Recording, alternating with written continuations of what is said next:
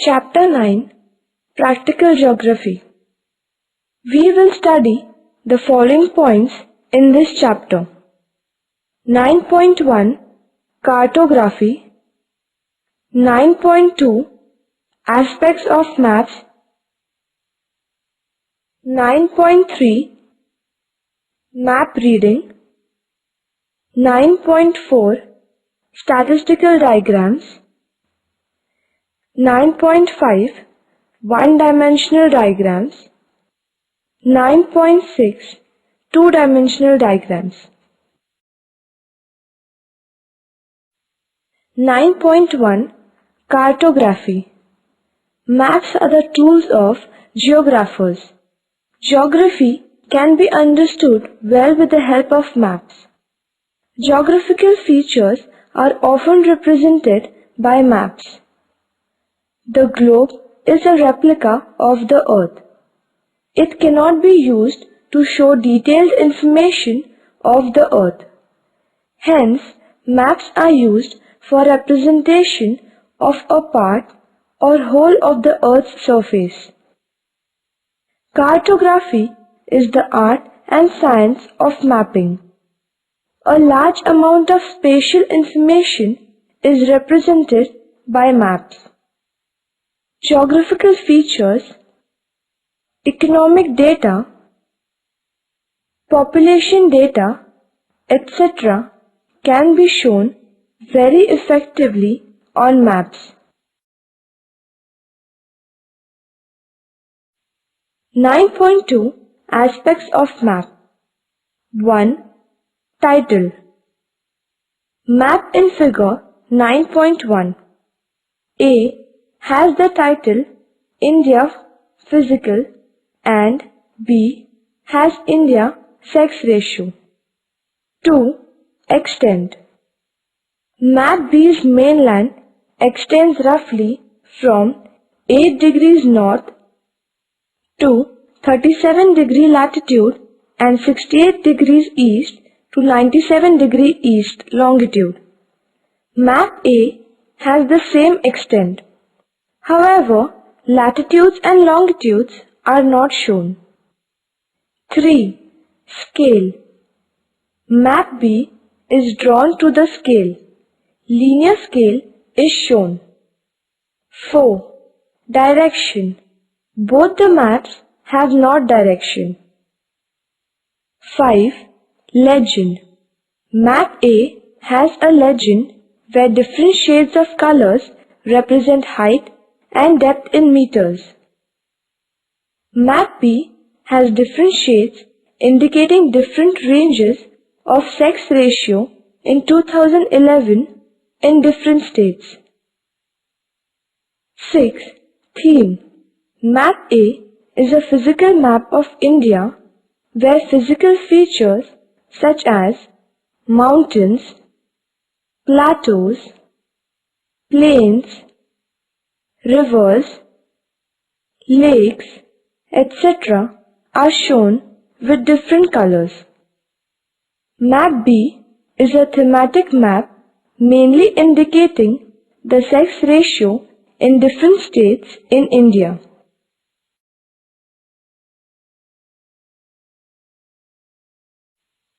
Maps are basically divided into general and thematic maps. One needs to develop the skill to read maps and to understand them. Let us take information of physical and thematic maps of India and read them. In the previous class, you have learned the types of maps. This year, let us learn to read, understand, and explain them. Maps can be explained according to their title, scale, size, theme, color combinations, descriptions, and many more aspects. Let us read Figure 9.1a, Physical Map of India, and Figure 9.2b, sex ratio of India. Both the maps are different. So let us try to read them separately. For this, we have to take different aspects of maps as given below. Map in figure 9.2b. It is a map of India that has a very specific theme, that is, sex ratio of each state of India in the year 2011. Different shades are used for different ranges of ratio of females per 1,000 males. Besides shades of color, actual sex ratio of each state is also given. According to this map, Kerala has the highest sex ratio of 1084, whereas Haryana state has the lowest sex ratio of 877. Union territories like Chandigarh, Delhi, Dadra, Nagar Haveli, Daman and Diu, etc. have a very low sex ratio except Puducherry, which has 1038 sex ratio. Overall, Chhattisgarh, Odisha, Andhra Pradesh, Karnataka, Goa and Tamil Nadu have higher sex ratios as compared to the northern states of Jammu and Kashmir, Punjab and Haryana, whereas the sex ratio is between 801 to 900.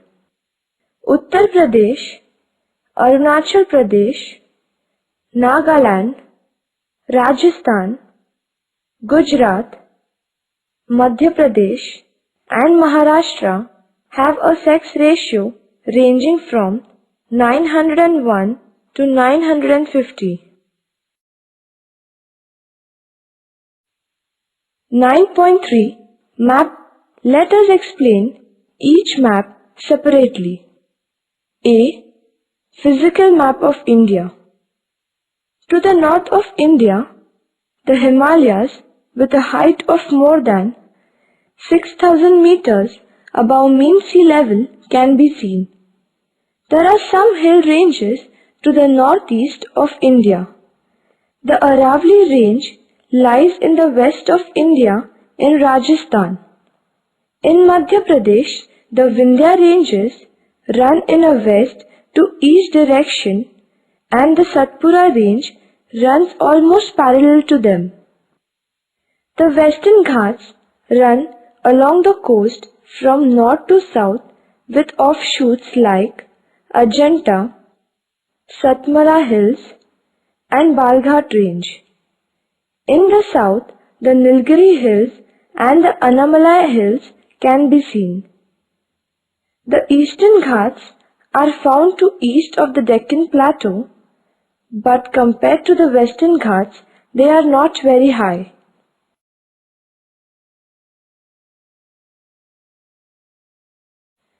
The Satluj and Ganga plains are found in North India. To the northeast, the Brahmaputra makes a flat plain. To the west, the Rajasthan desert is found. The Rann of Kutch is a marshy area situated on the west.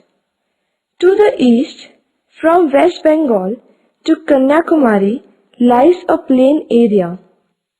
This is broader than the west coastal strip.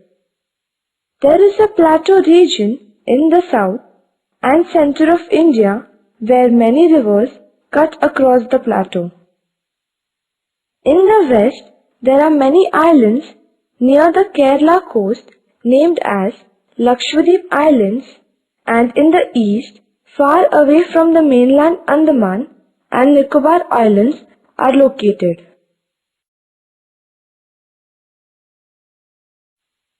There are many river systems in India. Himalayan rivers like Beas and Satluj, etc. flow towards the west towards Pakistan. The Ganga system has Gomati, Ghagra, Gandak tributaries from the north and Yamuna and Son join the Ganga from the south.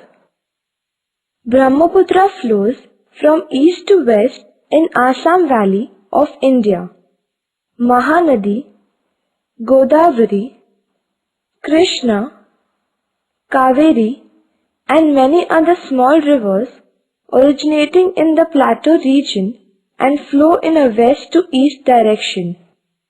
Most of them make huge deltas. In the west Narmada, Tapi are the major rivers. None of them form deltas. 9.4 Statistical diagrams. Statistical diagrams represent statistical data. Everything that exists has some dimension. Things can have 1, 2, 3 or more dimensions. Length, area and volume of an object are measured with 1, 2 and 3 dimensions. A point is supposed to be a non-dimensional entity. Number of points joining together to form a line is called a one-dimensional diagram. A number of lines put together close to each other will form an area which is called a two-dimensional diagram.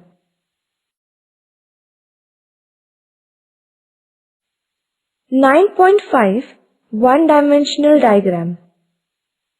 Line graph and bar graph are one-dimensional diagrams. Line graph. A line graph is a one-dimensional diagram. In this graph, two elements are shown. Usually, time is shown on the x or horizontal axis and population or commodity value is shown on the y or vertical axis. Method. Read the data to find out the highest and lowest value. Accordingly, select the scale on both the axes. Mark time period on x-axis and the other elements on y-axis. Plot the points in the graph space with reference to the values on x and y variables by intersecting the two values. Join all the points with a smooth curve. Write the scale, title and legend, etc. Uses. Line graph is very useful to express the trend in values over a period of time. Population growth, industrial growth, profit, prices, etc. can be visualized very easily. It is a very simple method which gives an immediate visual impact. Exercise 1. Draw a simple line graph representing population of India 1901 to 2011. Year, population in millions. Year 1901, 238, 1911, 252, 1921, 251, 1931, 278, 1941, 318, 1951, 361, 1961, 439, 1971, 548, 1981, 683, 1991, 846, 2001, 1028, 2011, 1210, provisional.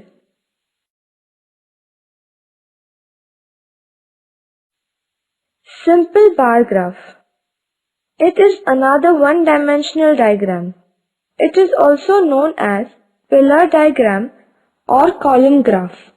The height of the bar is proportional to the value of an element. When the variations are small, this method is very effective. The vertical axis indicates the production of commodity, while the horizontal axis shows various regions or time period. Exercise 2. Draw a simple bar graph to represent the following data. Year, per capita income in rupees. 2000 to 2001, 17,782. 2001 to 2002, 18,885. 2002 to 2003, 20,871. 2003 to 2004, 24,095. 2004 to 2005, 27,183. 2005 to 2006, 31,080. 2006 to 2007, 35,430. 2007 to 2008, 40,141. 2008 to 2009, 44,345. Source: Key Statistics of the Indian Economy. Method: find out the highest and lowest values of data. Accordingly select a scale, plot the points that will determine the height of bars. Draw pillars or bars up to the plotted heights. Shade these bars for better visual impact. Write title, scale, legend, etc. Uses: bar graph is very useful for comparative study of elements of various regions. Agricultural production, industrial productions, population of various regions, etc. can be shown with the help of a simple bar graph. 9.6 Two-dimensional diagrams. Circle diagram, square diagram, divided rectangle diagram and pie diagram are two-dimensional diagrams. This year we are going to study only divided rectangle and divided circles, that is pie diagram. Divided circle or pie diagram. Divided circle is also a two-dimensional diagram. Different sectors are shown in a circle. A circle has 360 degrees which are divided according to the sectors given, that may be area or production. To calculate these divisions, the following formula is used. Angle of the sector is equal to sector data upon total data into 360 degrees. Method of drawing. 1. Select the size of radius. 2. Calculate the angles of sectors with the help of the given formula. 3. Draw a circle and divide it according to the angles calculated for each sector. 4. Shade the sectors. 5. Write the title and draw a legend to express each shade. Uses. This method is very useful to show population data like male-female, workers, non-workers, age compositions, etc. Besides population figures, it is also useful for land use pattern, export-import, etc. Exercise 4. Vehicle sale in India 2009 to 2010. Types of vehicles, number of vehicles, degree. Passenger vehicles 1 crore 94 lakh 9,776, degree 57 degrees. Commercial vehicles 53 lakh 1,395, 16 degree. 3 vehicles 44 lakh 368, 13 degrees. 2 vehicles 9 crore 37 lakh 1,231, 274 degrees. Total 12 crore 29 lakh 2,770, 360 degrees. Advantage: this method is very useful to compare data and understand the proportion of each sector as a part of the whole. It gives a very good visual impact. Limitation: it gives only one comparative picture looking at the diagram. It is difficult to calculate exact value. Divided rectangle. A rectangle is proportionately divided to represent different sub-factors of any data. It is drawn on the basis of given statistical values. Generally, data is in the form of percentage. If they are not in percentage form, they should be converted into percentage. The total area of the rectangle is considered as 100% and it is divided according to the percentage of each sub-factor. Since each subunit which is shown in the rectangle has a separate identity, each one can be shaded differently and a legend can be given to understand it easily.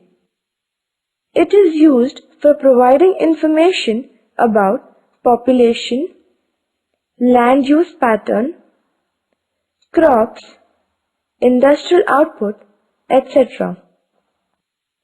Exercise 3. Agricultural production. Kharif in million tons, 2010 to 2011.